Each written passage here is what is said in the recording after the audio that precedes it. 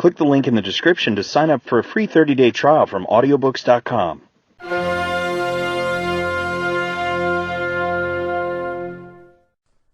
Section number 5 of Worlds Within Worlds, The Story of Nuclear Energy by Isaac Asimov. Recording by Blaine Aidan McCoy, Riverside, California, March 2019. Nuclear Fission. New Elements. In 1934, Enrico Fermi began his first experiments involving the bombardment of uranium with neutrons, experiments that were to change the face of the world. Fermi had found that slow neutrons, which had very little energy, were easily absorbed by atomic nuclei, more easily than fast neutrons were absorbed, and certainly more easily than charged particles were. Often what happened was that the neutron was simply absorbed by the nucleus. Since the neutron has a mass number of 1 and an atomic number of 0, because it is uncharged, a nucleus that absorbs a neutron remains an isotope of the same element, but increases its mass number. For instance, suppose that neutrons are used to bombard hydrogen-1, which then captures one of the neutrons. From a single proton, it will become a proton plus a neutron. From hydrogen-1, it will become hydrogen-2. A new nucleus formed in this way will be at a higher energy, and that energy is emitted in the form of a gamma ray. Sometimes the more massive isotope that is formed through neutron absorption is stable, as hydrogen-2 is. Sometimes it is not, but is radioactive instead. Because it has added a neutron, it has too many neutrons for stability. The best way of adjusting the matter is to emit a beta particle, electron. This converts one of the neutrons into a proton. The mass number stays the same, but the atomic number increases by 1. The element rhodium, for example, which has an atomic number of 45, has only one stable isotope, with a mass number of 103. If rhodium-103, 45 protons, 58 neutrons, absorbs a neutron, it becomes rhodium-104, 45 protons, 59 neutrons, which is not stable. Rhodium-104 emits a beta particle, changing a neutron to a proton so that the nuclear combination becomes 46 protons and 58 neutrons.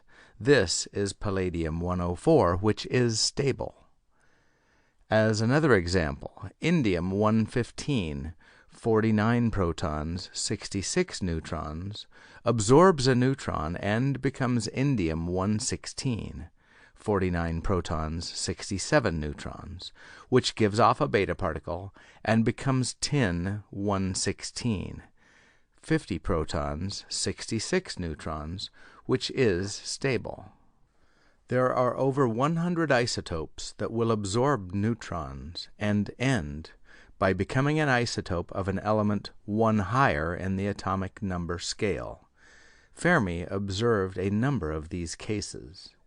Having done so, he was bound to ask what would happen if uranium were bombarded with neutrons. Would its isotopes also be raised in atomic number, in this case from 92 to 93? If that were so, it would be very exciting, for uranium had the highest atomic number in the entire scale. Nobody had ever discovered any sample of element number 93, but perhaps it could be formed in the laboratory. In 1934, therefore, Fermi bombarded uranium with neutrons in the hope of obtaining atoms of element 93. Neutrons were absorbed, and whatever was formed did give off beta particles, so element 93 should be there. However, 4 different kinds of beta particles, different in their energy content, were given off, and the matter grew very confusing. Fermi could not definitely identify the presence of atoms of element 93, and neither could anyone else for several years. Other things turned up, however, which were even more significant. Before going on to these other things, however, it should be mentioned that undoubtedly element 93 was formed, even though Fermi couldn't clearly demonstrate the fact. In 1939, the American physicists Edwin Madison Macmillan, born 1907, and Philip Haug Abelson, born 1913, after bombarding uranium atoms with slow neutrons, were able to identify element 93. Since uranium had originally been named for the planet Uranus, the new element, beyond uranium, was eventually named for the planet Neptune, which lay beyond Uranus. Element 93 is therefore called Neptunium. What happened was exactly what was expected. Uranium-238, 92 protons, 146 neutrons, added a neutron to become uranium-239, 92 protons, 147 neutrons, which emitted a beta particle to become Neptunium-239, 93 protons, 146 neutrons. In fact, Neptunium-239 also emitted a beta particle, so it ought to become an isotope of an element even higher in the atomic number scale. This one, element 94, was named plutonium after Pluto, the planet beyond Neptune. The isotope plutonium-239, formed from Neptunium-239, was only feebly radioactive, however, and it was not clearly identified until 1941. The actual discovery of the element plutonium came a year before, however, when Neptunium-238 was formed. It emitted a beta particle and became plutonium-238, an isotope that was radioactive enough to be easily detected and identified by Glenn Theodore Seaborg, born 1912, and his co-workers, who completed Macmillan's experiments when he was called away to other defense research. Neptunium and plutonium were the first transuranium elements to be produced in the laboratory, but they weren't the last. Over the next 30 years, isotopes were formed that contained more and more protons in the nucleus and therefore had higher and higher atomic numbers. At the moment of writing, isotopes of every element up to and including element 105 have been formed. A number of these new elements have been named for some of the scientists important in the history of nuclear research. Element 96 is curium, named for Pierre and Marie Curie. Element 99 is einsteinium, for Albert Einstein, and element 100 is fermium, for Enrico Fermi. Element 101 is mendelevium, for the Russian chemist Dmitry Mendeleev, who early in 1869 was the first to arrange the elements in a reasonable and useful order. Element 103 is lawrencium, for Ernest O. Lawrence. Rutherfordium, for Ernest Rutherford, has been proposed for element 104. And hahnium, for Otto Hahn, 1879 to 1968, a German physical chemist whose contribution we will come to shortly, has been proposed for element 105. Neptunium, however, was not the first new element to be created in the laboratory.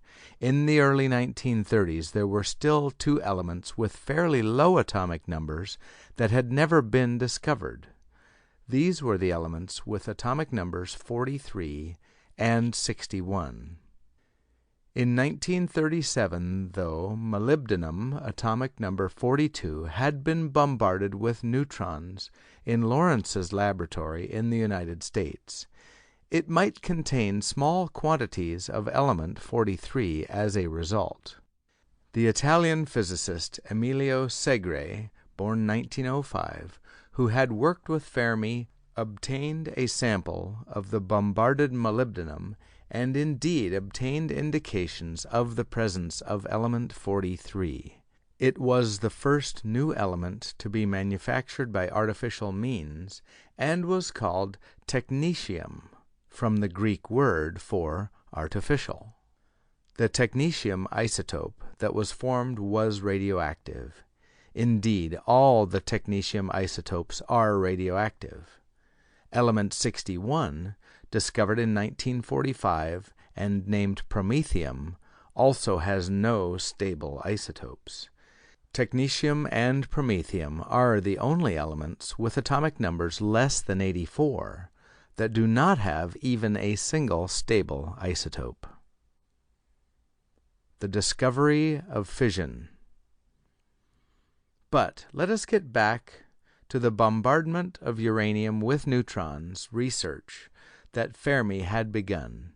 After he had reported his work, other physicists repeated it and also got a variety of beta particles and were also unable to decide what was going on. One way to tackle the problem was to add to the system some stable element that was chemically similar to the tiny traces of radioactive isotopes that might be produced through the bombardment of uranium. Afterwards, the stable element could probably be separated out of the mixture, and the trace of radioactivity would, it was hoped, be carried along with it. The stable element would be a carrier. Among those working on the problem were Otto Hahn and his Austrian co-worker, the physicist Lise Meitner, 1878 to 1968. Among the potential carriers they added to the system was the element barium, which has an atomic number of 56. They found that a considerable quantity of the radioactivity did indeed accompany the barium when they separated that element out of the system. A natural conclusion was that the isotopes producing the radioactivity belonged to an element that was chemically very similar to barium. Suspicion fell at once on radium, atomic number 88, which was very like barium indeed as far as chemical properties were concerned. Lise Meitner, who was Jewish, found it difficult to work in Germany, however, for it was then under the rule of the strongly anti-Semitic Nazi regime. In March 1938, Germany occupied Austria, which became part of the German realm. Meitner was no longer protected by her Austrian citizenship and had to flee the country and go to Stockholm, Sweden. Hahn remained in Germany and continued working on the problem with the German physical chemist Fritz Strassmann, born 1902. Although the supposed radium which possessed the radioactivity was very like barium in chemical properties, the two were not entirely identical. There were ways of separating them, and Hahn and Strassmann busied themselves in trying to accomplish this in order to isolate the radioactive isotopes, concentrate them, and study them in detail. Over and over again, however, they failed to separate the barium and the supposed radium. Slowly, it began to seem to Hahn that the failure to separate the barium and the radioactivity meant that the isotopes to which the radioactivity belonged had to be so much like barium as to be nothing else but barium.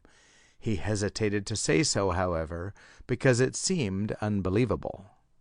If the radioactive isotopes included radium, that was conceivable. Radium had an atomic number of 88, only 4 less than uranium's 92.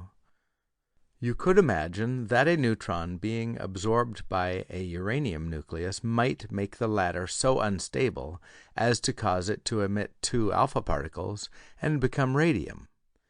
Barium, however, had an atomic number of 56, only a little over half that of uranium. How could a uranium nucleus be made to turn into a barium nucleus unless it more or less broke in half? Nothing like that had ever been observed before, and Hahn hesitated to suggest it. While he was nerving himself to do so, however, Lise Meitner, in Stockholm, receiving reports of what had been done in Hahn's laboratory and thinking about it, decided that, unheard of or not, there was only one explanation. The uranium nucleus was breaking in half. Actually, when one stopped to think of it after getting over the initial shock, it wasn't so unbelievable at that. The nuclear force is so short range it barely reaches from end to end of a large nucleus like that of uranium. Left to itself, it holds together most of the time, but with the added energy of an entering neutron, we might imagine shock waves going through it and turning the nucleus into something like a quivering drop of liquid. Sometimes the uranium nucleus recovers, keeps the neutron, and then goes on to beta particle emission. And sometimes the nucleus stretches to the point where the nuclear force doesn't quite hold it together. It becomes a dumbbell shape, and then the electromagnetic repulsion of the 2 halves, both positively charged, breaks it apart altogether. It doesn't break into equal halves, nor does it always break at exactly the same place, so that there were a number of different fragments possible, which was why there was so much confusion. Still, one of the more common ways in which it might break would be into barium and krypton. Their respective atomic numbers, 56 and 36, would add up to 92. Meitner and her nephew Otto Robert Frisch, born 1904, who was in Copenhagen, Denmark, prepared a paper suggesting that this was what was happening. It was published in January 1939.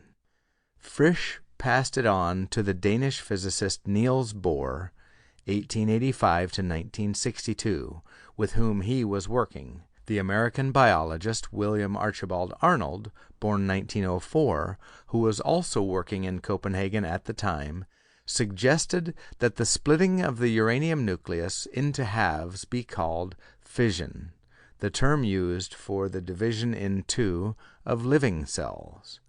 The name stuck. In 1939, just about the time Meitner and Frisch's paper was published, Bohr had arrived in the United States to attend a conference of physicists. He carried the news of fission with him. The other physicists attending the conference heard the news and, in a high state of excitement, at once set about studying the problem. Within a matter of weeks, the fact of uranium fission was confirmed over and over. One striking fact about uranium fission was the large amount of energy it released.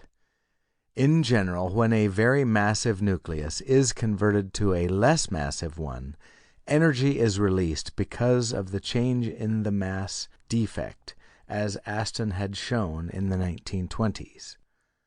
When the uranium nucleus breaks down through the ordinary radioactive processes to become a less massive lead nucleus, energy is given off accordingly.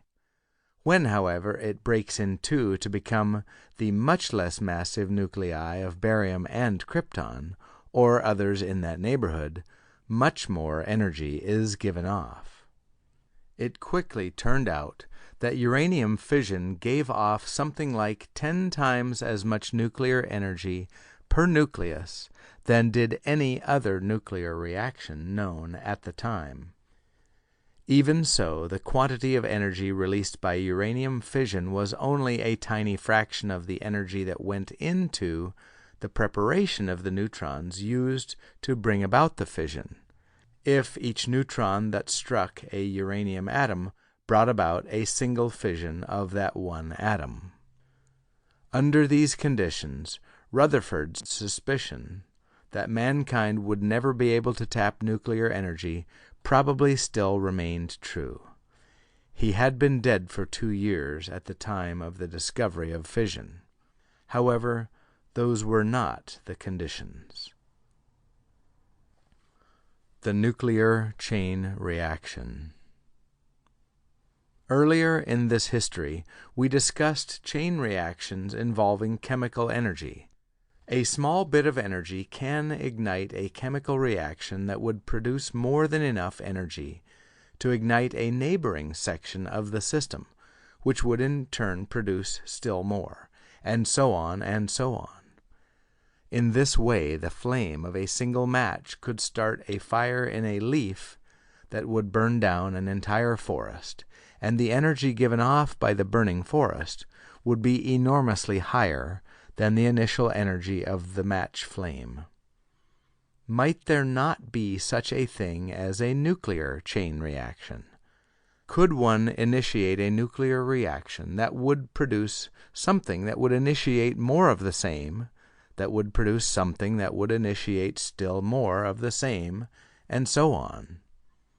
In that case, a nuclear reaction, once started, would continue of its own accord, and in return for the trifling investment that would serve to start it, a single neutron perhaps, a vast amount of breakdowns would result with the delivery of a vast amount of energy. Even if it were necessary to expend quite a bit of energy to produce the one neutron that would start the chain reaction, one would end with an enormous profit. What's more, since the nuclear reaction would spread from nucleus to nucleus with millionths of a second intervals, there would be in a very brief time so many nuclei breaking down that there would be a vast explosion. The explosion was sure to be millions of times as powerful as ordinary chemical explosions involving the same quantity of exploding material, since the latter used only the electromagnetic interaction, while the former used the much stronger nuclear interaction. The first to think seriously of such a nuclear chain reaction was the Hungarian physicist Leo Szilard, 1898 to 1964. He was working in Germany in 1933 when Adolf Hitler came to power, and, since he was Jewish, he felt it would be wise to leave Germany. He went to Great Britain, and there, in 1934, he considered certain new types of nuclear reactions that had been discovered. In these, it sometimes happened that a fast neutron might strike a nucleus with sufficient energy to cause it to emit 2 neutrons. In that way, the nucleus absorbing 1 neutron and emitting 2 would become a lighter isotope of the same element. But what would happen if each of the 2 neutrons that emerged from the original target nucleus struck new nuclei and forced the emission of a pair of neutrons from each? There would now be a total of 4 neutrons flying about, and if each struck new nuclei there would next be 8 neutrons, and so on. From the initial investment of a single neutron, there might soon be countless billions initiating nuclear reactions. Szilard, fearing the inevitability of war, and fearing further that the brutal leaders of Germany might seek and use such a nuclear chain reaction as a weapon in warfare, secretly applied for a patent on a device intending to make use of such a nuclear chain reaction. He hoped to turn it over to the British government, which might then use its possession as a way of restraining the Nazis and keeping the peace. However, it wouldn't have worked. It took the impact of a very energetic neutron to bring about the emission of 2 neutrons. The neutrons that then emerged from the nucleus simply didn't have enough energy to keep things going. It was like trying to make wet wood catch fire. But what about uranium fission? Uranium fission was initiated by slow neutrons. What if uranium fission also produced neutrons as well as being initiated by a neutron?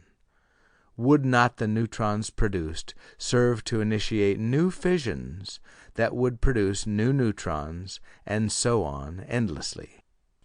It seemed very likely that fission produced neutrons, and indeed Fermi, at the conference where fission was first discussed, suggested it at once. Massive nuclei possessed more neutrons per proton than less massive ones did. If a massive nucleus was broken up into two considerably less massive ones, there would be a surplus of neutrons. Suppose, for instance, uranium-238 broke down into barium-138 and krypton-86. Barium-138 contains 82 neutrons, and krypton-86 50 neutrons, for a total of 132. The uranium-238 nucleus, however, contains 146 neutrons. The uranium fission process was studied at once to see if neutrons were actually given off, and a number of different physicists, including Szilard, found that they were. Now Szilard was faced with a nuclear chain reaction he was certain would work. Only slow neutrons were involved, and the individual nuclear breakdowns were far more energetic than anything else that had yet been discovered. If a chain reaction could be started in a sizable piece of uranium, unimaginable quantities of energy would be produced. Just 1 gram of uranium undergoing complete fission would deliver the energy derived from the total burning of 3 tons of coal, and would deliver that energy in a tiny fraction of a second. Szilard, who had come to the United States in 1937, clearly visualized the tremendous explosive force of something that would have to be called a nuclear bomb. Szilard dreaded the possibility that Hitler might obtain the use of such a bomb through the agency of Germany's nuclear scientists.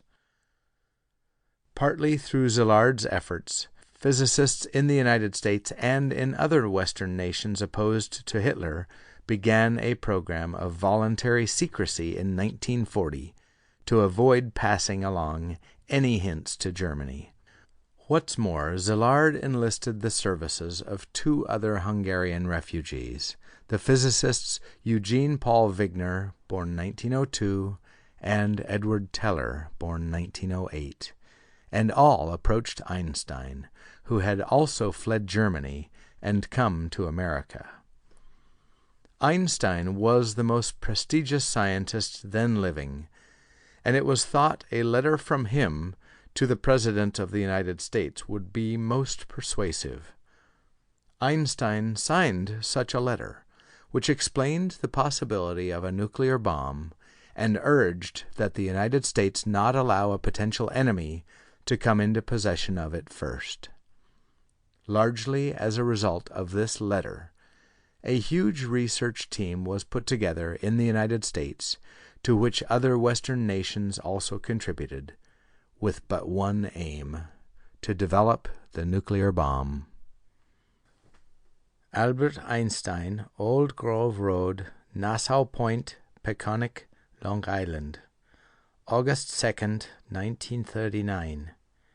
F.D. Roosevelt, President of the United States, White House, Washington, D.C.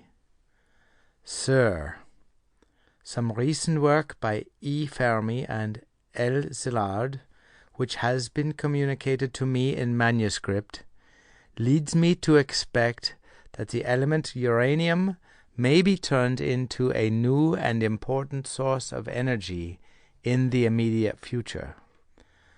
Certain aspects of the situation which has arisen seem to call for watchfulness and, if necessary, quick action on the part of the administration. I believe, therefore, that it is my duty to bring to your attention the following facts and recommendations. In the course of the last 4 months, it has been made probable, through the work of Joliot in France as well as Fermi and Szilard in America, that it may become possible to set up a nuclear chain reaction in a large mass of uranium, by which vast amounts of power and large quantities of new radium-like elements would be generated. Now it appears almost certain that this could be achieved in the immediate future. This new phenomenon would also lead to the construction of bombs, and it is conceivable, though much less certain, that extremely powerful bombs of a new type may thus be constructed. A single bomb of this type, carried by boat and exploded in a port, might very well destroy the whole port together with some of the surrounding territory. However, such bombs might very well prove to be too heavy for transportation by air. The United States has only very poor ores of uranium in moderate quantities. There is some good ore in Canada and the former Czechoslovakia, while the most important source of uranium is Belgian Congo. In view of this situation, you may think it desirable to have some permanent contact maintained between the administration and the group of physicists working on chain reactions in America.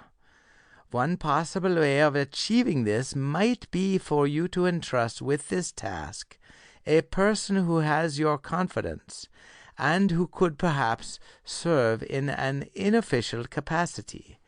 His task might comprise the following: A. To approach government departments, keep them informed of the further development, and put forward recommendations for government action, giving particular attention to the problem of securing a supply of uranium ore for the United States. B. To speed up the experimental work which is at present being carried on within the limits of the budgets of university laboratories, by providing funds, if such funds be required, through his contacts with private persons who are willing to make contributions for this cause, and perhaps also by obtaining the cooperation of industrial laboratories which have the necessary equipment. I understand that Germany has actually stopped the sale of uranium from the Czechoslovakian mines which she has taken over. That she should have taken such early action might perhaps be understood on the ground that the son of the German Under-Secretary of State, von Weizsäcker, is attached to the Kaiser Wilhelm Institute in Berlin, where some of the American work on uranium is now being repeated. Yours very truly, Albert Einstein. The nuclear bomb. Although the theory of the nuclear bomb seemed clear and simple, a great many practical difficulties stood in the way.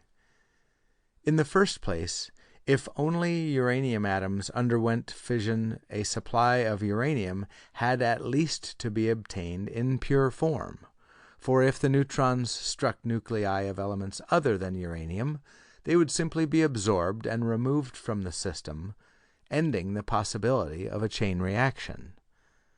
This alone was a heavy task, since there had been so little use for uranium in quantity that there was almost no supply in existence, and no experience in how to purify it. Second, the supply of uranium might have to be a large one, for neutrons didn't necessarily enter the first uranium atom they approached. They moved about here and there, making glancing collisions and traveling quite a distance perhaps, before striking head-on and entering a nucleus. If in that time they had passed outside the lump of uranium, they were useless. As the quantity of uranium within which the fission chain reaction was initiated grew larger, more and more of the neutrons produced found a mark, and the fission reaction would die out more and more slowly. Finally, at some particular size, the critical size, the fission reaction did not die at all, but maintained itself, with enough of the neutrons produced finding their mark to keep the nuclear reaction proceeding at a steady rate. At any greater size, the nuclear reaction would accelerate, and there would be an explosion. It wasn't even necessary to send neutrons into the uranium to start the process.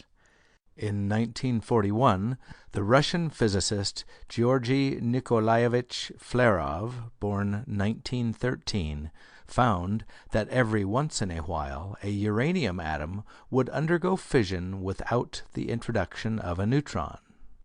Occasionally, the random quivering of a nucleus would bring about a shape that the nuclear interaction could not bring back to normal, and the nucleus would then break apart.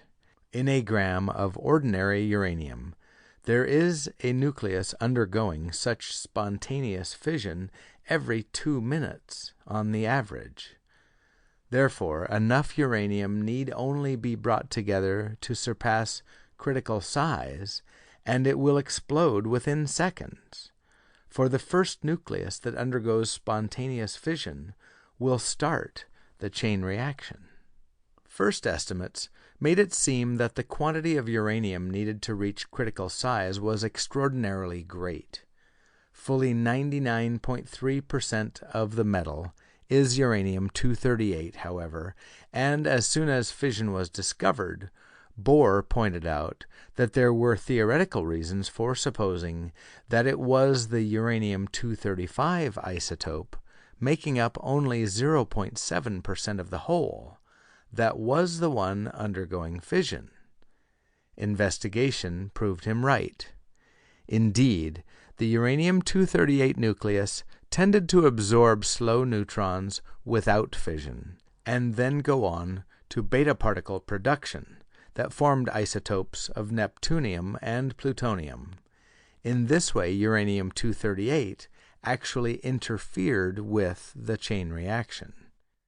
In any quantity of uranium, the more uranium-235 present and the less uranium-238, the more easily the chain reaction would proceed and the lower the critical size needed.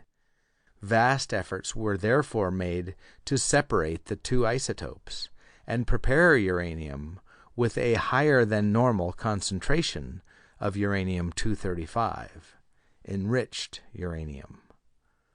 Of course, there was no great desire for a fearful explosion to get out of hand while the chain reaction was being studied. Before any bomb could be constructed, the mechanism of the chain reaction would have to be studied. Could a chain reaction capable of producing energy for useful purposes as well as for bombs be established? To test this, a quantity of uranium was gathered in the hope that a controlled chain reaction of uranium fission could be established. For that purpose, control rods of a substance that would easily absorb neutrons and slow the chain reaction were used. The metal cadmium served admirably for this purpose. Then, too, the neutrons released by fission were pretty energetic. They tended to travel too far too soon and get outside the lump of uranium too easily. To produce a chain reaction that could be studied with some safety, the presence of a moderator was needed. This was a supply of small nuclei that did not absorb neutrons easily, but absorbed some of the energy of collision and slowed down any neutron that struck it.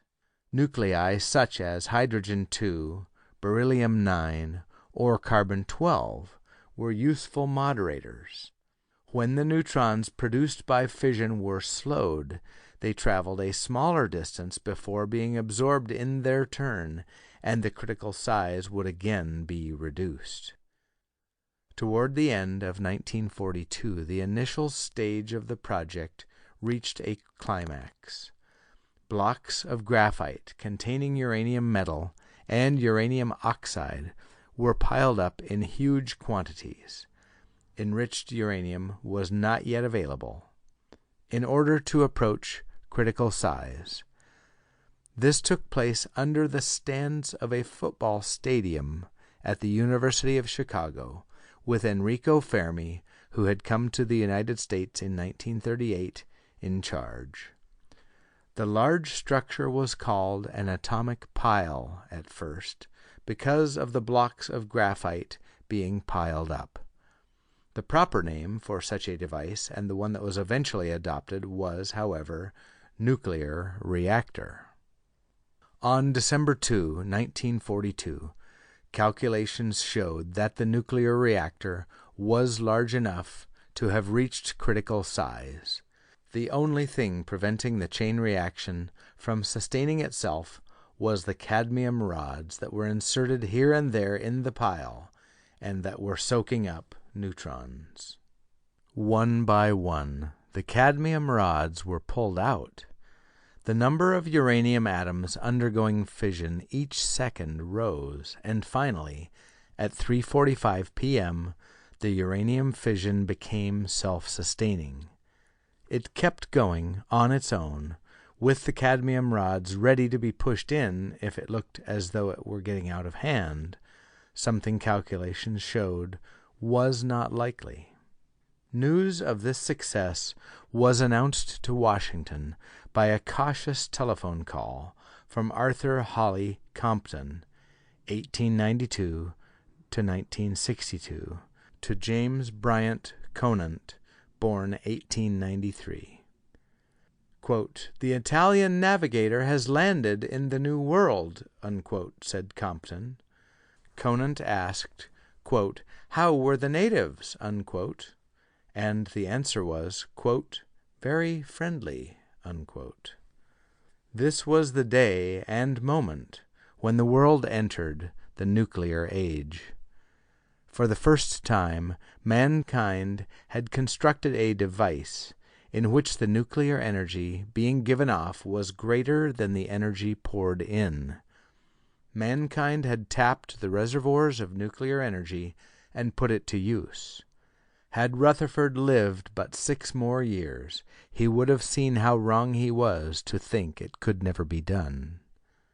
The people of Earth remained unaware of what had taken place in Chicago, and physicists continued to work toward the development of the nuclear bomb. Enriched uranium was successfully prepared. Critical sizes were brought low enough to make a nuclear bomb small enough to be carried by plane to some target. Suppose one had 2 slabs of enriched uranium, each below critical size, but which were above critical size if combined. And suppose an explosive device were added that, at some desired moment, could be set off in such a way that it would drive one slab of enriched uranium against the other.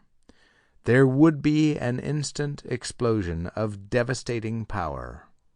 Or, suppose the enriched uranium were arranged in loosely packed pieces to begin with, so that the flying neutrons were in open air too often to maintain the chain reaction.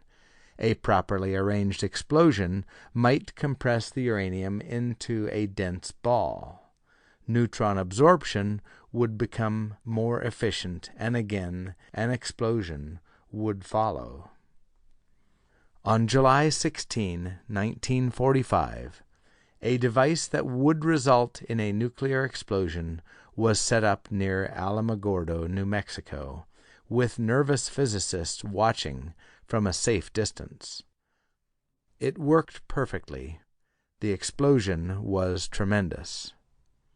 By that time, Nazi Germany had been defeated, but Japan was still fighting. 2 more devices were prepared. After a warning, one was exploded over the Japanese city of Hiroshima on August 6, 1945, and the other over Nagasaki 2 days later. The Japanese government surrendered and World War II came to an end. It was with the blast over Hiroshima that the world came to know it was in the nuclear age and that the ferocious weapon of the nuclear bomb existed. The popular name for it at the time was atomic bomb or A-bomb.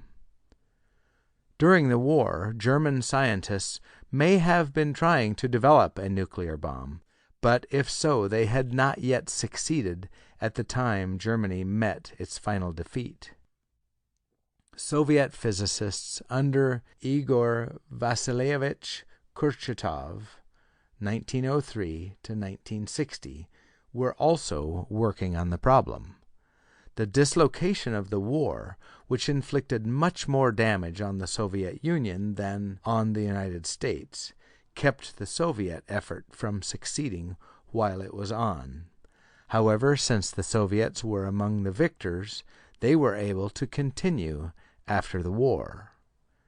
In 1949, the Soviets exploded their first nuclear bomb. In 1952, the British did the same. In 1960, the French, and in 1964, the Chinese.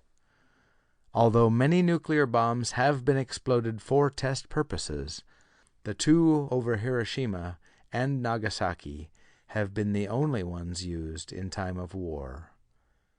Nor need nuclear bombs be considered as having destructive potential only.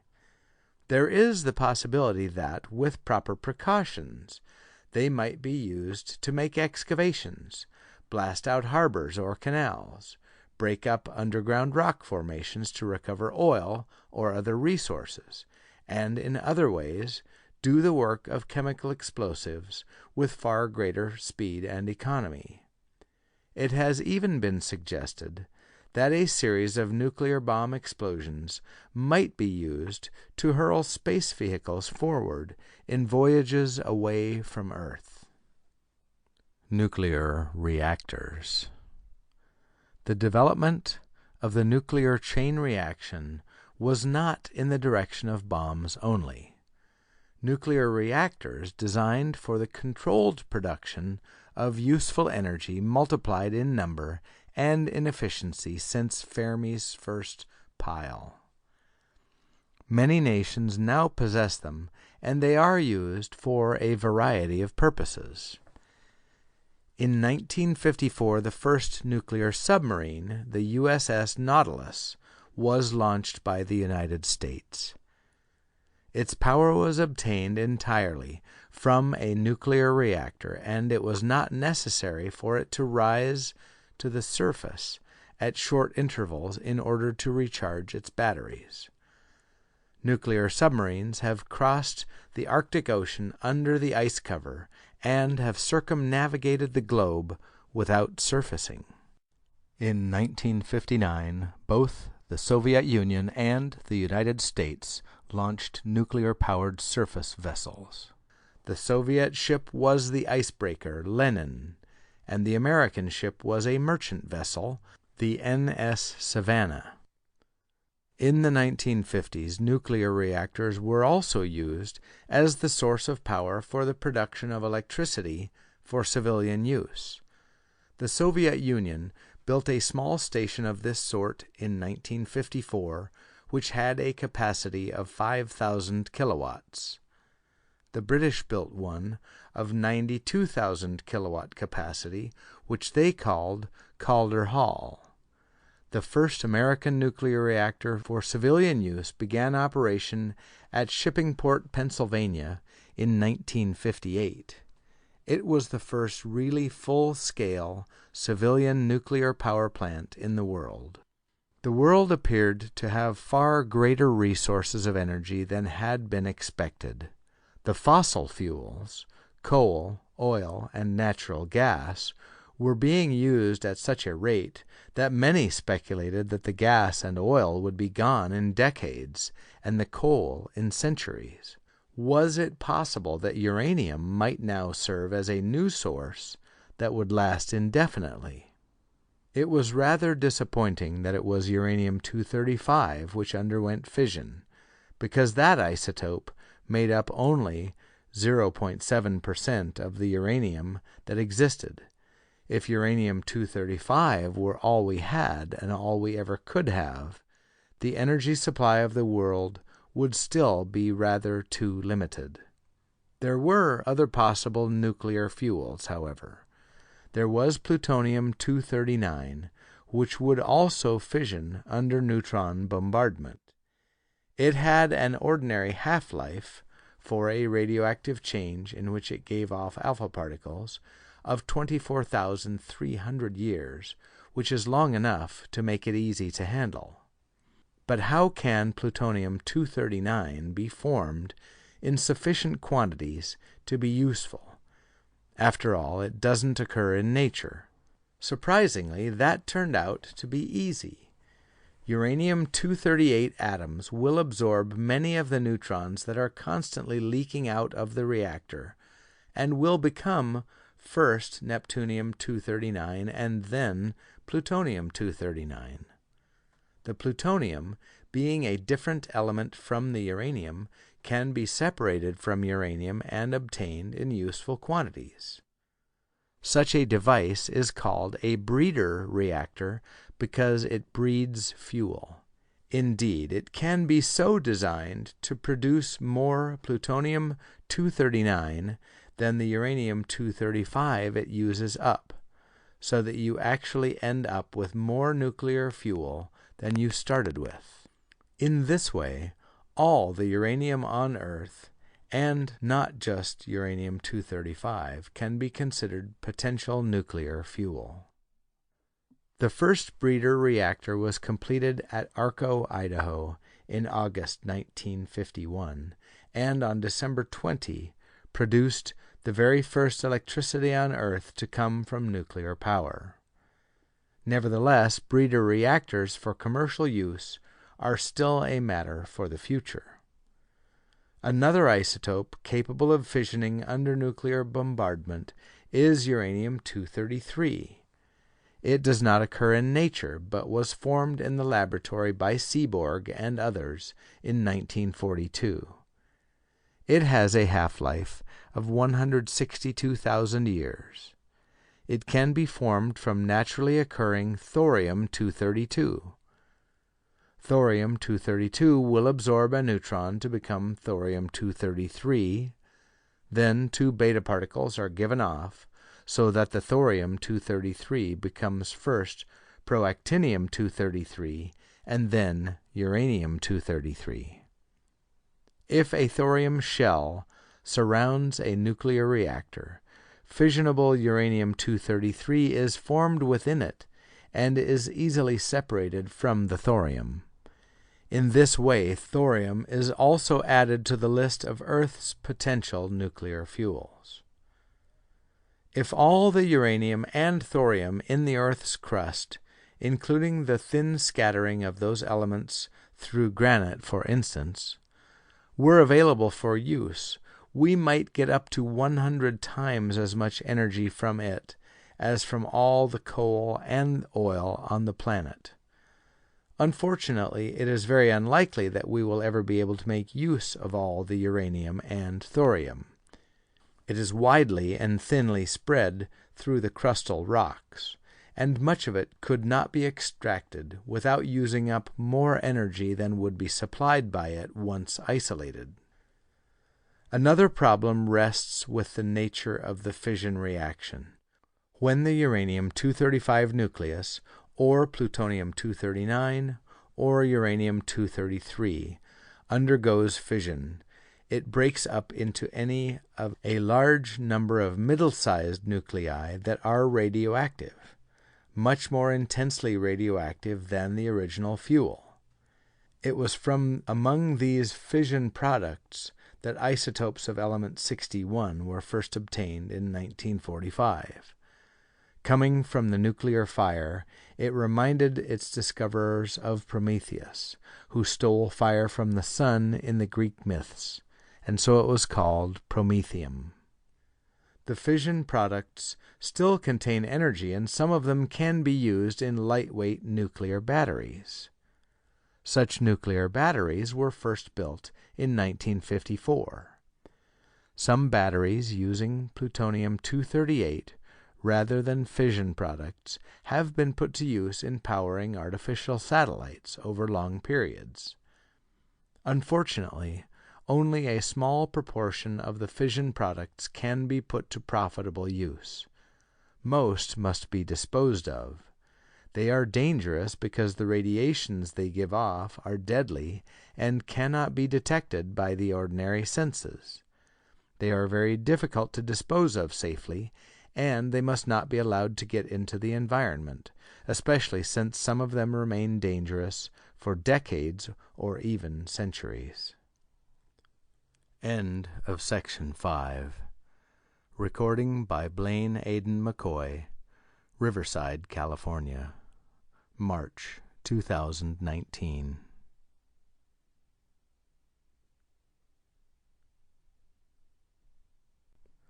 Section number 6 of Worlds Within Worlds, The Story of Nuclear Energy by Isaac Asimov.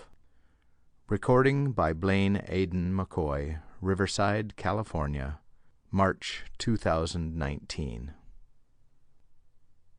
Nuclear Fusion. The Energy of the Sun. As it happens, though, nuclear fission is not the only route to useful nuclear energy. Aston's studies in the 1920s had shown that it was the middle-sized nuclei that were most tightly packed.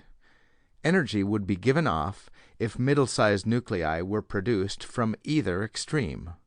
Not only would energy be formed by the breakup of particularly massive nuclei through fission, but also through the combination of small nuclei to form larger ones, nuclear fusion. In fact, from Aston's studies it could be seen that, mass for mass, nuclear fusion would produce far more energy than nuclear fission. This was particularly true in the conversion of hydrogen to helium. That is, the conversion of the individual protons of 4 separate hydrogen nuclei into the 2-proton, 2-neutron structure of the helium nucleus. A gram of hydrogen undergoing fusion to helium would deliver some 15 times as much energy as a gram of uranium undergoing fission. As early as 1920, the English astronomer Arthur Stanley Eddington 1882 to 1944, had speculated that the sun's energy might be derived from the interaction of subatomic particles. Some sort of nuclear reaction seemed, by then, to be the most reasonable way of accounting for the vast energies constantly being produced by the sun. The speculation became more plausible with each year.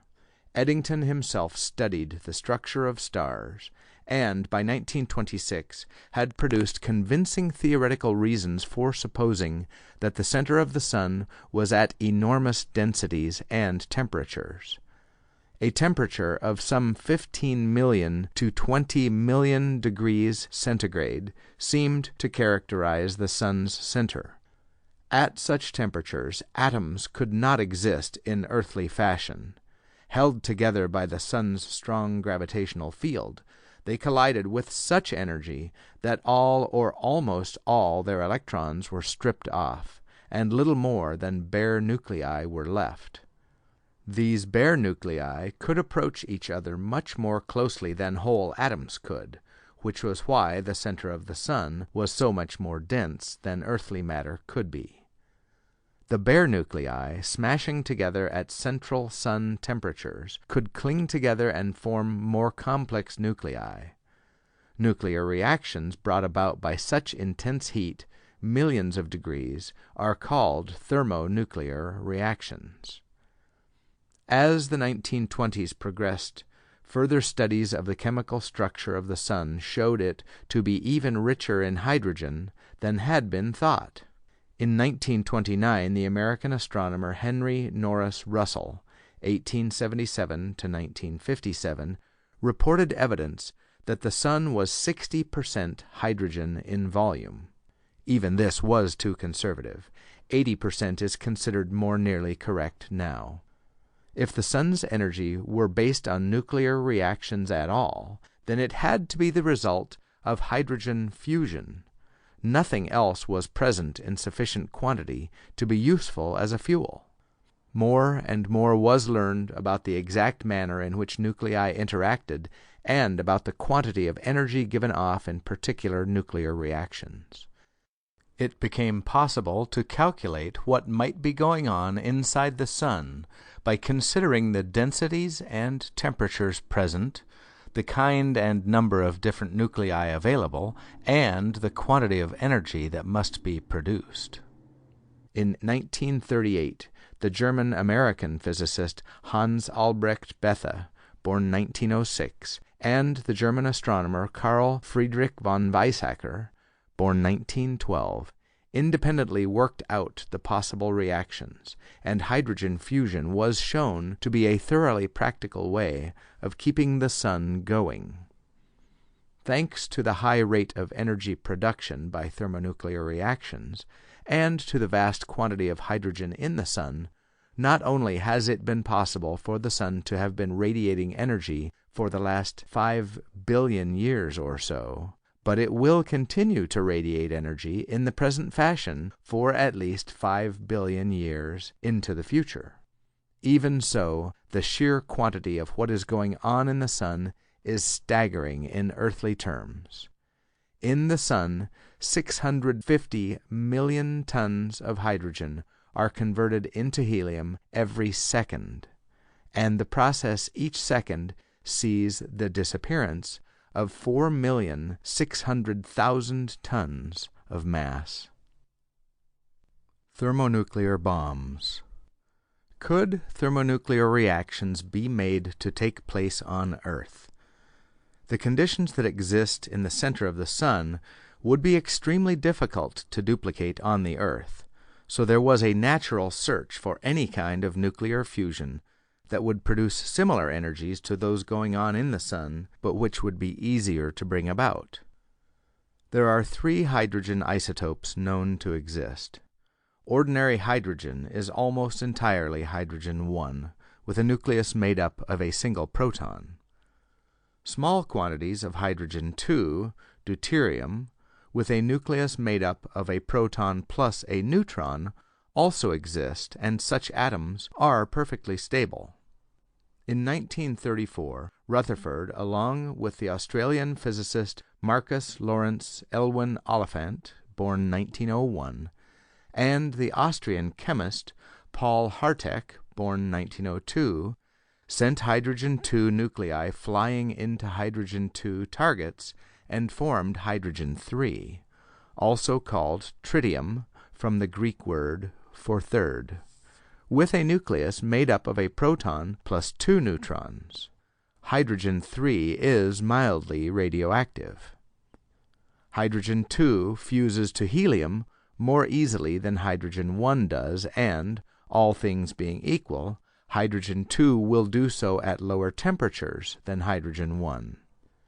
Hydrogen-3 requires lower temperatures still, but even for hydrogen-3 it still takes millions of degrees. Hydrogen-3, although the easiest to be forced to undergo fusion, exists only in tiny quantities.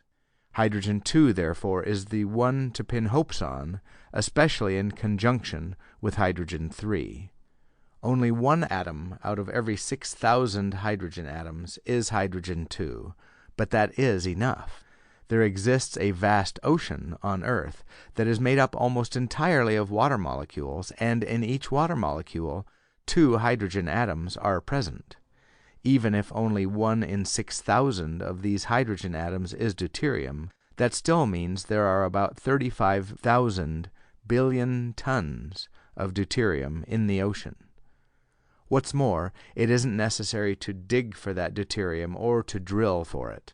If ocean water is allowed to run through separation plants, the deuterium can be extracted without very much trouble. In fact, for the energy you could get out of it, deuterium from the oceans extracted by present methods and without allowing for future improvement would be only 1/100th as expensive as coal. The deuterium in the world's ocean, if allowed to undergo fusion little by little, would supply mankind with enough energy to keep us going at the present rate for 500 billion years. To be sure, to make deuterium fusion practical, it may be necessary to make use of rarer substances, such as the light metal lithium.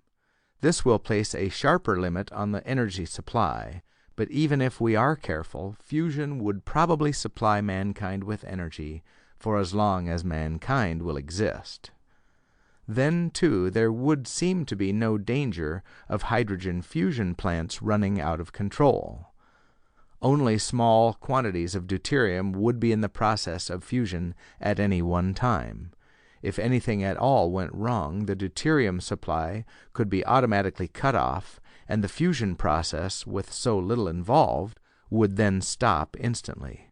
Moreover, there would be less reason to worry about atomic wastes, for the most dangerous products, hydrogen-3 and neutrons, could be easily taken care of. It seems ideal, but there is a catch. However clear the theory, before a fusion power station can be established, some practical method must be found to start the fusion process, which means finding some way for attaining temperatures in the millions of degrees. One method for obtaining the necessary temperature was known by 1945. An exploding fission bomb would do it. If somehow the necessary hydrogen-2 was combined with a fission bomb, the explosion would set off a fusion reaction that would greatly multiply the energy released. You would have, in effect, a thermonuclear bomb. To the general public, this was commonly known as a hydrogen bomb or an H-bomb. In 1952, the first fusion device was exploded by the United States in the Marshall Islands.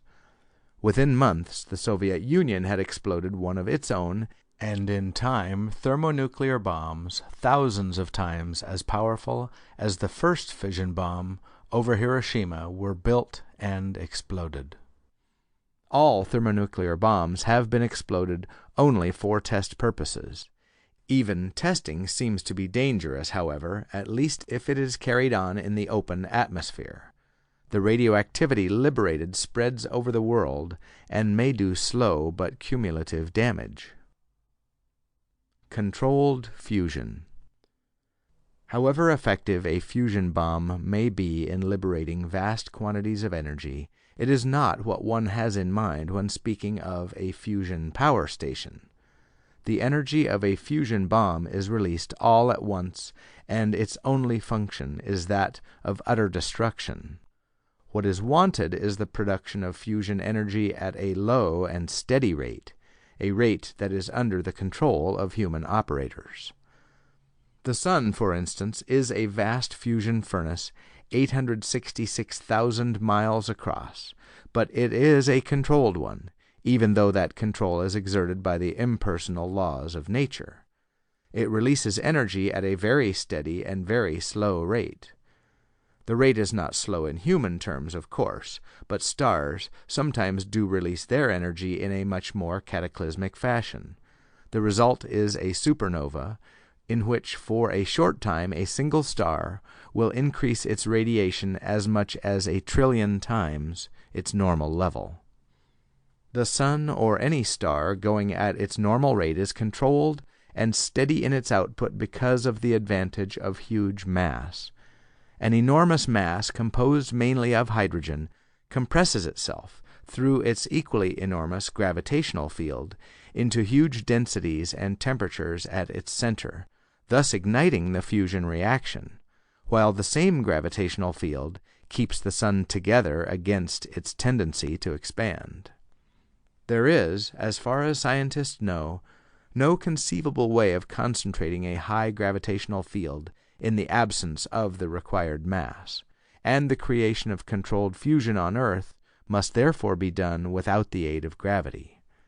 Without a huge gravitational force, we cannot simultaneously bring about sun-center densities and sun-center temperatures.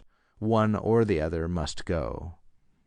On the whole, it would take much less energy to aim at the temperatures than at the densities, and would be much more feasible. For this reason, physicists have been attempting all through the nuclear age to heat thin wisps of hydrogen to enormous temperature. Since the gas is thin, the nuclei are farther apart and collide with each other far fewer times per second. To achieve fusion ignition, therefore, temperatures must be considerably higher than those at the center of the Sun. In 1944, Fermi calculated that it might take a temperature of 50 million degrees to ignite a hydrogen-3 fusion with hydrogen-2 under earthly conditions, and 400 million degrees to ignite hydrogen-2 fusion alone. To ignite hydrogen-1 fusion, which is what goes on in the Sun, at a mere 15 million degrees, physicists would have to raise their sights to beyond the billion-degree mark. This would make it seem almost essential to use hydrogen-3 in one fashion or another. Even if it can't be prepared in quantity to begin with, it might be formed by neutron bombardment of lithium, with the neutrons being formed by the fusion reaction. In this way, you would start with lithium and hydrogen-2 plus a little hydrogen-3. The hydrogen-3 is formed as fast as it is used up. Although in the end hydrogen is converted to helium in a controlled fusion reaction, as in the Sun, the individual steps in the reaction under human control are quite different from those in the Sun. Still, even the temperatures required for hydrogen-3 represent an enormous problem, particularly since the temperature must not only be reached, but must be held for a period of time. You can pass a piece of paper rapidly through a candle flame without igniting it. It must be held in the flame for a short period to give it a chance to heat and ignite. The English physicist John David Lawson, born 1923, worked out the requirements in 1957. The time depended on the density of the gas. The denser the gas, the shorter the period over which the temperature had to be maintained.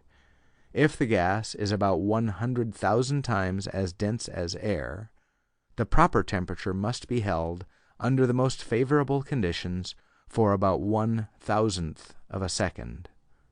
Eventually, such devices were built and called stellarators, from the Latin word for star, because it was hoped that it would produce the conditions that would allow the sort of fusion reactions that went on in stars. All through the 1950s and 1960s, physicists have been slowly inching toward their goal, reaching higher and higher temperatures and holding them for longer and longer periods in denser and denser gases. In 1969, the Soviet Union used a device called Tokamak-3, a Russian abbreviation for their phrase for electric-magnetic, to keep a supply of hydrogen-2 a millionth as dense as air in place while heating it to tens of millions of degrees for 1/100th of a second. A little denser, a little hotter, a little longer, and controlled fusion might become possible. Beyond fusion. Antimatter. Is there anything that lies beyond fusion? When hydrogen undergoes fusion and becomes helium, only 0.7% of the original mass of the hydrogen is converted to energy. Is it possible to take a quantity of mass and convert all of it, every bit, to energy? Surely that would be the ultimate energy source. Mass for mass, that would deliver 140 times as much energy as hydrogen fusion would. It would be as far beyond hydrogen fusion as hydrogen fusion is beyond uranium fission. And, as a matter of fact, total annihilation of matter is conceivable under some circumstances. In 1928, the English physicist Paul Adrien Maurice Dirac, born 1902, presented a treatment of the electron's properties that made it appear as though there ought also to exist a particle exactly like the electron in every respect except that it would be opposite in charge. It would carry a positive electric charge exactly as large as the electron's negative one. If the electron is a particle, this suggested positively charged twin would be an antiparticle. The prefix comes from a Greek word meaning opposite. The proton is not the electron's antiparticle. Although a proton carries the necessary positive charge that is exactly as large as the negative charge of the electron, the proton has a much larger mass than the electron has. Dirac's theory required that the antiparticle have the same mass as the particle to which it corresponded. In 1932, C. D. Anderson was studying the impact of cosmic particles on lead. In the process, he discovered signs of a particle that left tracks exactly like those of an electron, but tracks that curved the wrong way in a magnetic field. This was a sure sign that it had an electric charge opposite to that of the electron. He had, in short, discovered the electron's antiparticle, and this came to be called the positron. Positrons were soon detected elsewhere, too. Some radioactive isotopes formed in the laboratory by the Joliet-Curies and by others were found to emit positive beta particles, positrons rather than electrons. When an ordinary beta particle or electron was emitted from a nucleus, a neutron within the nucleus was converted to a proton. When a positive beta particle, a positron, was emitted, the reverse happened. A proton was converted to a neutron. A positron, however, does not endure long after formation. All about it were atoms containing electrons. It could not move for more than a millionth of a second or so before it encountered one of those electrons. When it did, there was an attraction between the two, since they were of opposite electric charge. Briefly, they might circle each other to form a combination called positronium, but only very briefly. Then they collided, and, since they were opposite, each cancelled the other. The process whereby an electron and a positron met and cancelled is called mutual annihilation. Not everything was gone, though. The mass, in disappearing, was converted into the equivalent amount of energy, which made its appearance in the form of one or more gamma rays. It works the other way, too. A gamma ray of sufficient energy can be transformed into an electron and a positron. This phenomenon, called pair production, was observed as early as 1930, but was only properly understood after the discovery of the positron. Of course, the mass of electrons and positrons is very small, and the amount of energy released per electron is not enormously high.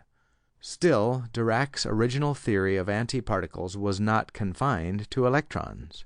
By his theory, any particle ought to have some corresponding antiparticle. Corresponding to the proton, for instance, there ought to be an antiproton. This would be just as massive as the proton and would carry a negative charge just as large as the proton's positive charge. An antiproton, however, is 1,836 times as massive as a positron. It would take gamma rays, or cosmic particles, with 1,836 times as much energy to form the proton-antiproton pair as would suffice for the electron-positron pair. Cosmic particles of the necessary energies existed, but they were rare, and the chance of someone being present with a particle detector, just as a rare super-energetic cosmic particle happened to form a proton-antiproton pair, was very small. Physicists had to wait until they had succeeded in designing particle accelerators that would produce enough energy to allow the creation of proton-antiproton pairs. This came about in the early 1950s when a device called the Cosmotron was built at Brookhaven National Laboratory in Long Island in 1952, and another called the Bevatron at the University of California in Berkeley in 1954. Using the Bevatron in 1956, Segre, the discoverer of technetium who had by that time emigrated to the United States, the American physicist Owen Chamberlain, born 1920, and others succeeded in detecting the antiproton. The antiproton was as unlikely to last as long as the positron was. It was surrounded by myriads of proton-containing nuclei, and in a tiny fraction of a second it would encounter one. The antiproton and the proton also underwent mutual annihilation, but having 1,836 times the mass, they produced 1,836 times the energy that was produced in the case of an electron and a positron. There was even an antineutron, a particle reported in 1956 by the Italian-American physicist Oreste Piccioni, born 1915, and his co-workers. Since the neutron has no charge, the antineutron has no charge either, and one might wonder how the antineutron would differ from the neutron then. Actually, both have a small magnetic field. In the neutron, the magnetic field is pointed in one direction with reference to the neutron's spin. In the antineutron, it is pointed in the other. In 1965, the American physicist Leon Max Lederman, born 1922, and his co-workers produced a combination of an antiproton and an antineutron that together formed an antideuteron, which is the nucleus of antihydrogen 2. This is good enough to demonstrate that if antiparticles existed by themselves, without the interfering presence of ordinary particles, they could form antimatter, which would be precisely identical with ordinary matter in every way, except for the fact that electric charges and magnetic fields would be turned around. If antimatter were available to us, and if we could control the manner in which it united with matter, we would have a source of energy much greater and perhaps simpler to produce than would be involved in hydrogen fusion. To be sure, there is no antimatter on Earth, except for the submicroscopic amounts that are formed by the input of tremendous energies. Nor does anyone know of any conceivable way of forming antimatter at less energy than that produced by mutual annihilation, so that we might say that mankind can never make an energy profit out of it, except that, with the memory of Rutherford's prediction that nuclear energy of any kind could never be tapped, one hesitates to be pessimistic about anything. The unknown. Physical theory makes it seem that particles and antiparticles ought to exist in the universe in equal quantities. Yet on Earth, and we can be quite certain in the rest of the solar system, and even very likely in the rest of the galaxy, protons, neutrons, and electrons are common, while antiprotons, antineutrons, and positrons are exceedingly rare. Could it be that when the universe was first formed there were indeed equal quantities of particles and antiparticles, but that they were somehow segregated, perhaps into galaxies and anti-galaxies? If so, there might occasionally be collisions of a galaxy and an anti-galaxy, with the evolution of vast quantities of energy as mutual annihilation on a cosmic scale takes place. There are, in fact, places in the heavens where radiation is unusually high in quantity and in energy. Can we be witnessing such enormous mutual annihilation? Indeed, it is not altogether inconceivable that we may still have new types of forces and new sources of energy to discover. Until about 1900, no one suspected the existence of nuclear energy. Are we quite sure now that nuclear energy brings us to the end, and that there is not a form of energy more subtle still, and greater?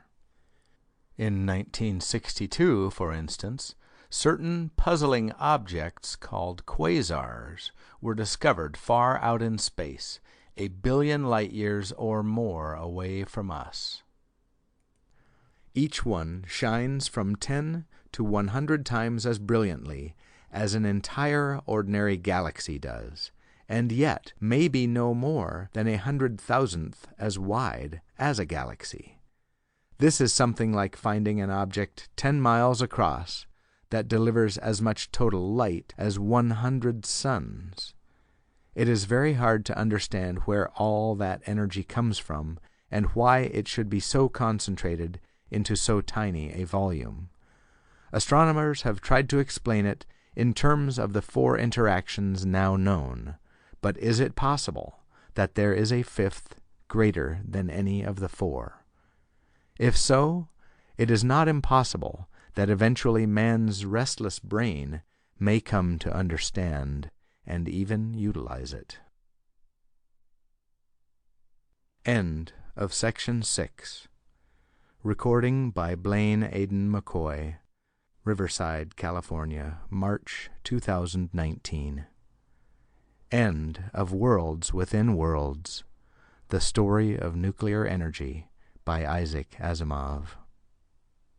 Remember to subscribe and click the bell icon to receive notifications from Greatest Audiobooks.